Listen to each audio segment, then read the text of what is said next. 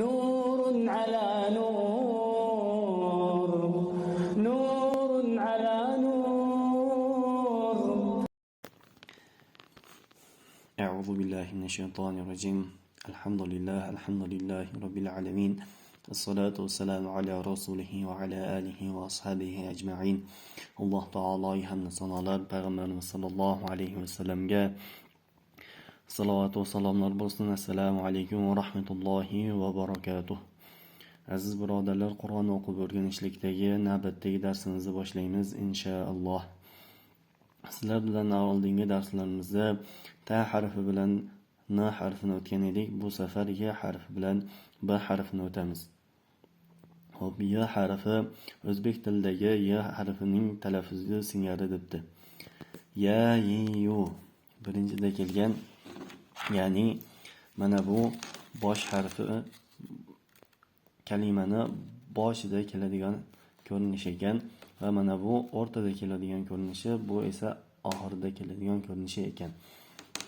Xo'p, ay, mu, zay, tu, may, tu, ro, yu, rom, yu. Yana bu joyda e'tibor beradigan narsa, y harfi qalqala harflariga kirmaydi. Bunda sukun kelganda ushlab turishimiz kerak bo'ladi. Ay, mu, zaytu, maytu, ya'ni qalqala bo'lib qolmaslik kerak. Yaman, Maryam, mayzar, mayman, ayman, amrayni, zaytayni, aymayni, maytayni. Ya'ni bu harflar jinday ushalgani sababli cho'zilganga o'xshaydi. Zaytayni, ya'ni jinday ushlab turilganda bu harflar bilinadi. Agar ushlab turilmasa qalqala bo'lib qolishi mumkin. Xo'p, keyingi harfimiz b harfi ekan. B harfi bu qalqala bo'ladigan harflardan biri. B harfi ham o'zbek tilidagi b harfining talaffuzi singari debdi. Bismillahirrohmanirrohim. Babi bu, yana bu bosh kalimaning boshida keladigan ko'rinishi, bu o'rtada, bu oxirida.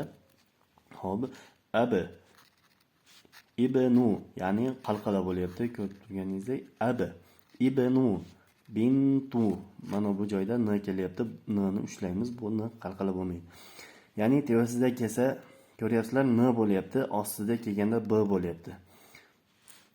Bintu, baytu, baynu, roybu, zaynab, barbar, bayram, abram, minbar, biamrayni, bibaytayni, minbarayni, zaynabayni.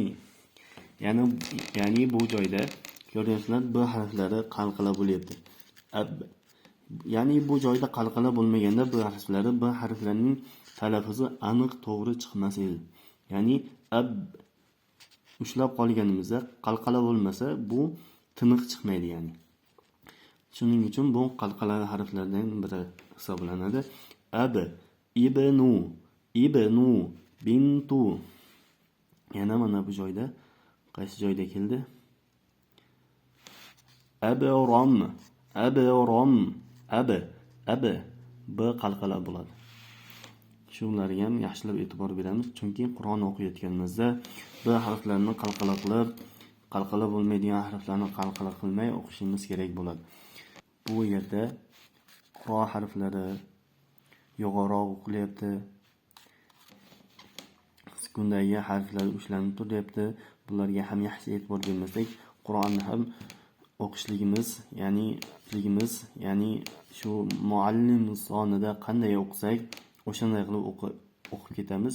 Shuning uchun birinchi harflarni yaxshilab o'rganishimiz kerak. Bugungi darslarimiz shu inshaalloh. Keyingi darslarimizda k harfi bilan l harfini o'tamiz. Sizlar bilan Nurun ala nur kanalimizga obuna bo'lib, like bosib, Qur'on o'qishni o'rganmoqchi bo'lgan do'stlaringizga videoni jo'natib qo'yishni unutmang. سبحان ربك رب العزة عما يصفون وسلام على المرسلين والحمد لله رب العالمين.